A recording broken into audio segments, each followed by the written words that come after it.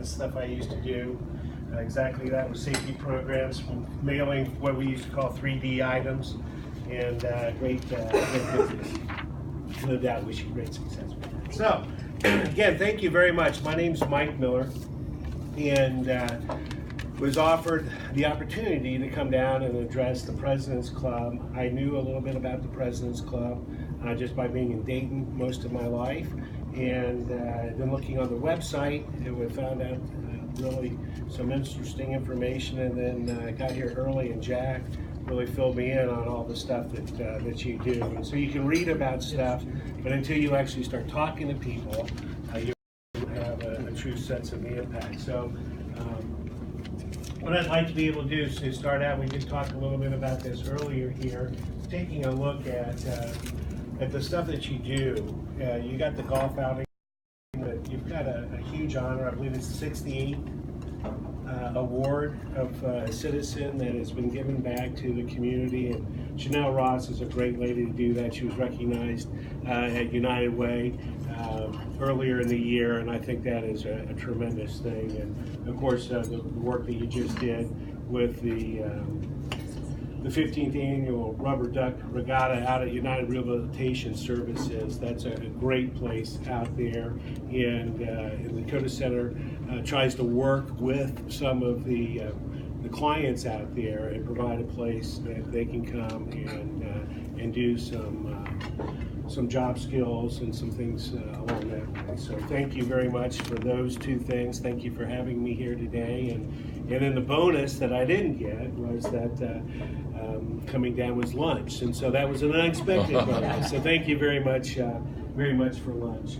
So the thing that is interesting in all of this of being invited down here is since 1998, I've been on this path about servant leadership.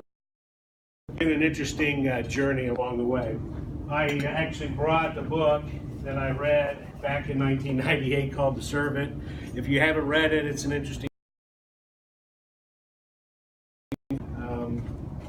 And this was really kind of the definition that kind of came out of the work that he did. It was based upon, obviously, servant leadership, the Robert Greenleaf stuff, and the work that he did out at AT&T, and incredible things. And so this is the definition of servant leader: a skill of influencing people to action with character that inspires confidence and excellence.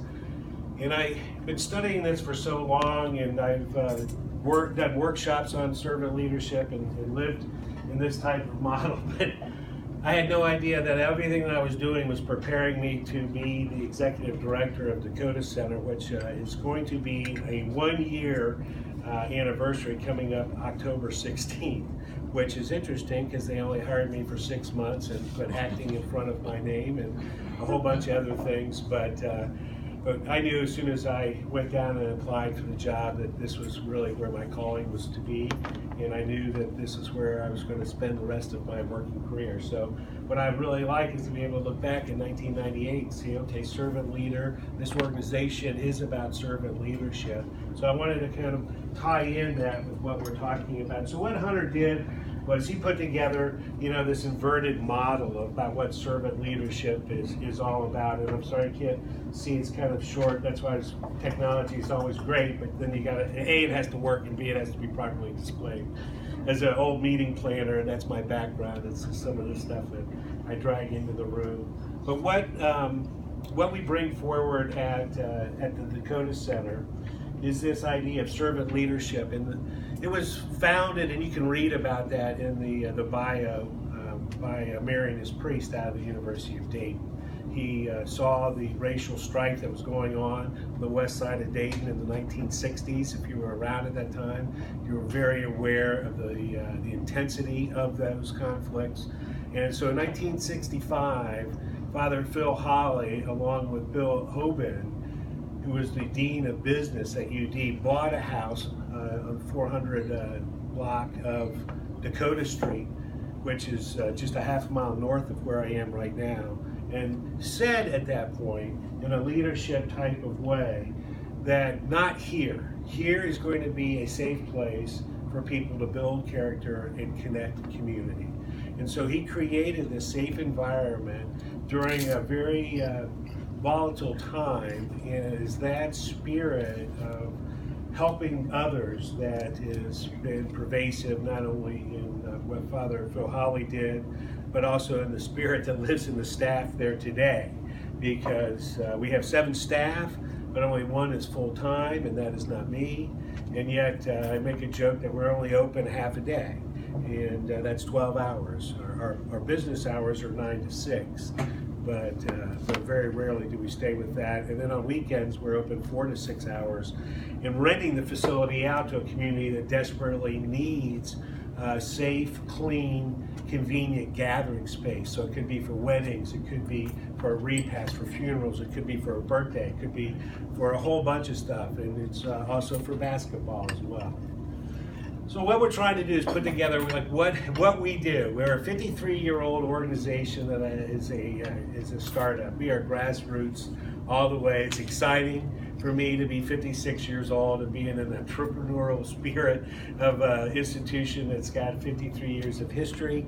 It's I never really thought that would happen again. So we're trying to put our arms around what we do, and so what we did is we've been working on it. This is kind of who we are and what we do. You know, we're a 53-year-old Marianist nonprofit providing services to youth and senior citizens living in the inner west side of Dayton, Ohio.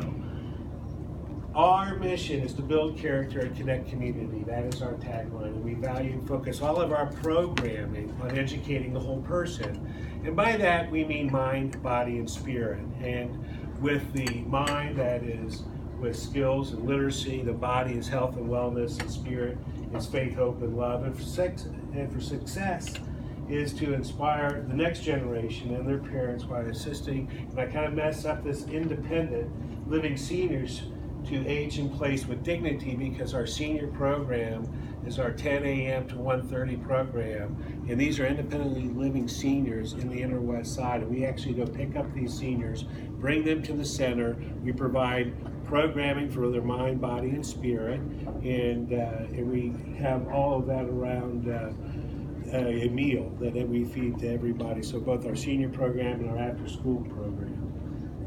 And then this is what we do. And I said we build character and we connect community. This is a picture of our movable food pantry. Tomorrow at the Dakota Center, September 20th, is going to be our 6th one. So this is back in March when we did this. We've distributed over 17,000 pounds of fresh fruit and vegetables and meats to hundreds of families. We travel around in the zip codes from 1715 to 02, 03, 04. And what we'll do tomorrow morning is that the food bank will drop off food in bulk in pallets, and 40 to 60 volunteers will break that food down into various categories and bag it. Meanwhile, our volunteers of about 20 people will be processing that paperwork of the families that we're going to be serving. Those families are given a placard that tells the baggers what to deliver to the car, depending upon how the intake goes. And then what they do is they literally drive through. The placard's in the window. We load the food up. We take the placard out, and they go on. We've been doing it. This will be the 6th month. We've done it. We do it every month. We do it the 3rd Thursday of every month. And so this is, what we do, and this is literally what's coming up tomorrow. There's plenty of other things that I could go into, but what it is what we are doing is helping those that are in the most need, that are the least among us, those that, what I'm really kind of feeling about it is that the Dakota Center's had this community's back for 53 years.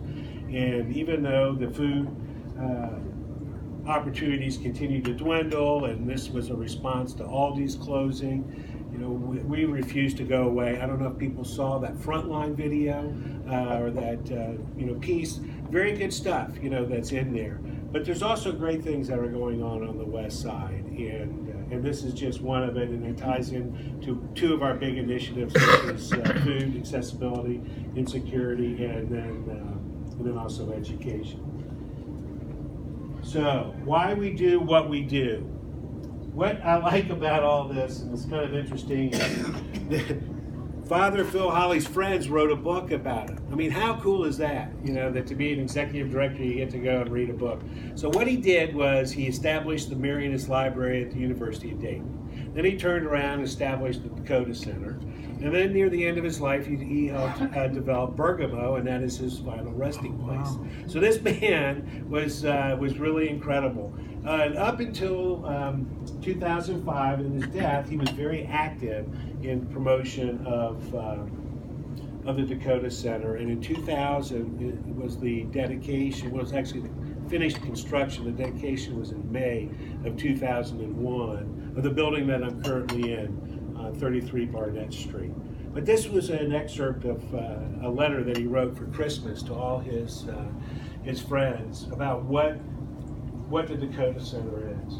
And so in this letter, this is what he wrote. In the inspiring words of the Dalai Lama, Dakota Center wants to be a haven for those without protection, and an agent guide, and a gentle guide, for those who have lost the way, a ship for those with oceans to cross, as well as bridges for those with rivers to cross, a sanctuary for those in danger, a lamp for those without light, a home for those without shelter, and a servant to all in need. And that was really something that when I had a chance to read through this and had the opportunity to come down and take this opportunity on to be the executive director, really kind of spoke to me. And I think it speaks to the spirit of the President's Club as well. And the fact that, you know, we are called to be servant leaders. We are called to help those that have come before us keep their legacy moving forward, and we're here to be transformative agents in a world that drastically needs it. So this is a picture of the first building, dakotacenter.org. I encourage you to go check out dakotacenter.org. I've got business cards here that I'd be happy to give you. I also have pamphlets on our homework club if you're interested in volunteer opportunities. And so again, I want to say thank you for having me in here today. It has been an honor and privilege to get to know you, and I look forward to hopefully continuing to be a part of the President's Club. Thank you very much. Thank you. Thank you.